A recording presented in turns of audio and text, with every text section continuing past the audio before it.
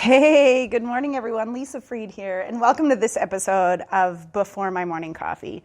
Full disclosure, I am recording this with my cup of coffee beside me. And have the last few days been crazy or what? Right? And I just laughed. Like, if you're listening to this in 2025, you're like, what the frig are you talking about? But here's where I am with things.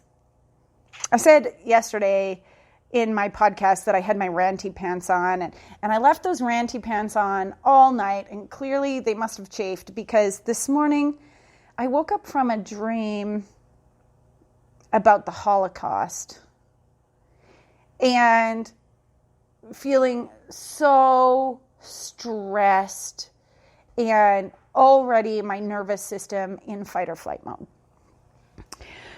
But because I believe in investigating what my dreams are telling me, I did some research about Germany under Hitler's rule and the Gestapo. And when reading about the Gestapo, a lot of people believe that the Gestapo were everywhere, right? That they were just everywhere and no place was safe. But truth be told, there were very few members of the Gestapo based on the number of civilians. And how the Gestapo managed to work so effectively is that they encouraged individuals to report on one another. Now, they had very specific things that were to be reported on, but once somebody was reported, it was taken as truth. So, I don't know, segue here. If you guys watched The Handmaid's Tale, there was a part there where they go to trial and the judge is overseeing the court and the lawyer moves to the front of the room, to the podium, and the judge says, is this information deemed to be true? Given by the information that you've collected from these witnesses, is it deemed to be true to the best of your knowledge based on the level of investigation or what have you that you've done? I'm paraphrasing. And the lawyer's like, yes. And so instantly these people are sentenced to death, even though the information against them wasn't true. Okay, so that's a book that was written, made into a mini-series or a series, right? But the Gestapo was a real thing, real people, real lives affected, and it talked about people saying, hey, look, here we are, and the Gestapo are asking for you to inform on your neighbors, on your family members, on your friends, on your coworkers about these certain things. And they found after that people who reported these people, right, who were then deemed guilty and dealt with, the people that reported these things, these people of being guilty of whatever was on the list, weren't necessarily even guilty of those things, right? It was just personal conflicts, an unwillingness to have a discussion with an individual because you might see things differently. It's easier to call an anonymous hotline. And so people were killed, were like families torn apart, right? Businesses raided because of this anonymous snitch line, right? Where people took out on others the fact that their needs weren't being met, so they felt everyone else should suffer too, if you really boil it down.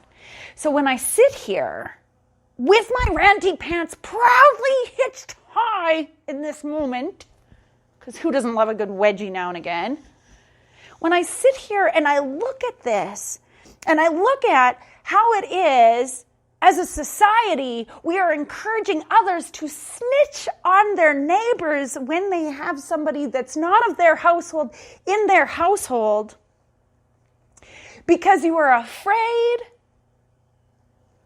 of the coronavirus, because you desperately desire to have Christmas with your family and your friends and everything like, air quotes, normal. So you want everyone to adhere to the rules just as you are willing to do so that you might feel more free at the end of December. I lose my ever-loving mind. You cannot be free unless we are all free. That's how freedom works. Do you want your freedom at the bondage of another? Question mark. Do you want a Holocaust situation here? Now that might seem inflammatory and like fear-mongering, right? But you need to wake up and see that that is what the media is doing already to us. It is creating division. It is creating fear. It is pitting us against one another. And it is fundamentally wrong, and we should be terrified. Now, I'm not debating whether or not the coronavirus is real or not real or anything like that. I wear my mask. I social distance. I don't have other people in my home. I care about my loved ones. I care about people I've never even met. So I want you to consider, before you jump on this whole report another anonymous tip line, are you causing irrevocable harm? I know there are people that disagree. They're like, mental health, mental schmaltz, like it doesn't matter. People should be mentally strong. It's only 3 weeks. It's whatever. We have no idea what someone is facing.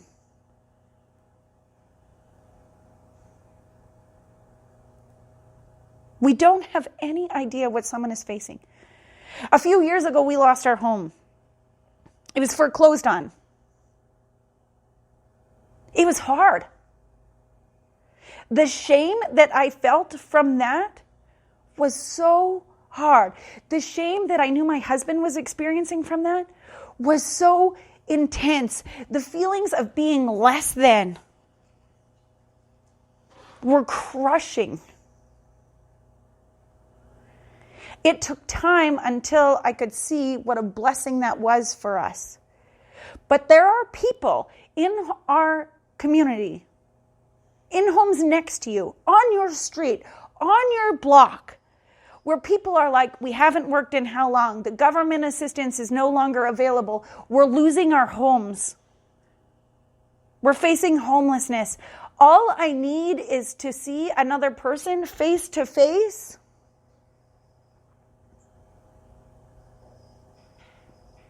To feel supported in this. And people are like, but you can do it outside. You can stand outside and have a fire in a park and whatever. Some people I've witnessed have been gregarious and outgoing and have the capacity to do all things and conquer all things. Their personalities dramatically shifted by having shelter-in-place orders earlier in COVID. Anxiety develop or worsen. People that used to be okay to go grocery shopping are now absolutely living in fear and unable to leave their homes. So you don't actually know. The person that comes over, that's there to support them, that might be what's keeping them from swinging from their doorknob in their bathroom.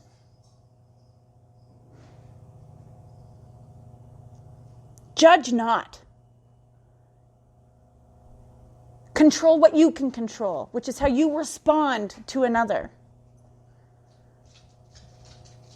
Follow the restrictions because you wish to follow the restrictions. Keep your eyes in your own lane. kind. Be kind. Be kind.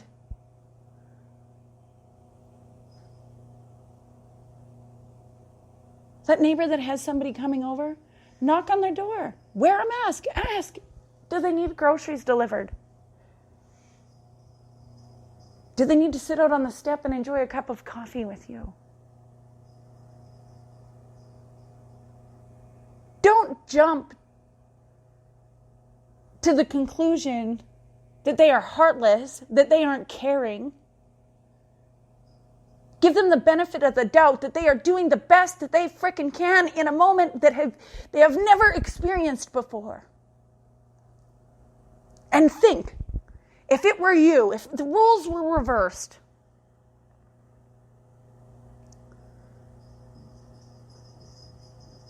how would you want them to treat you? The golden rule of kindergarten. Treat others the way you want to be treated. Yes?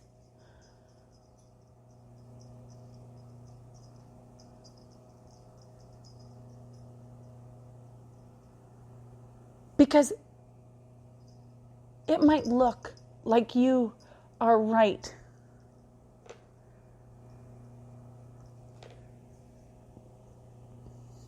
But does that matter? Or does love matter?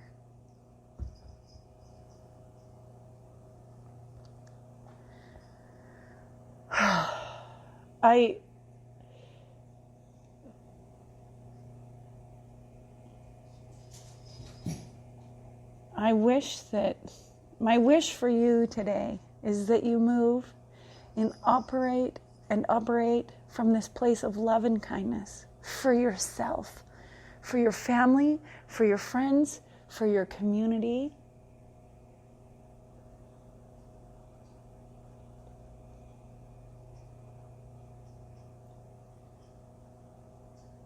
That you be the good that you're willing to see in the world, that you model the behavior that you wish to see others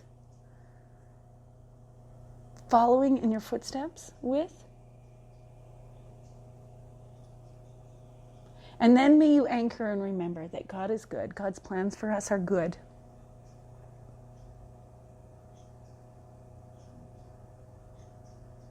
We don't know how this will all end. We cannot see the blessings not yet revealed. But in the meantime, we can be a blessing ourselves. I wish you a day as beautiful as you. I send you so much love from my heart to yours, from my home to yours. If you are in need of anything, reach out. friedtealisa@gmail.com. Leave me a comment wherever it is that you are listening to this. Send me a message. Find me on social media, Lisa Fried Tea at Facebook. We don't have to agree on this subject or every subject in order for me to respond in kindness. I send you so much love. Bye for now.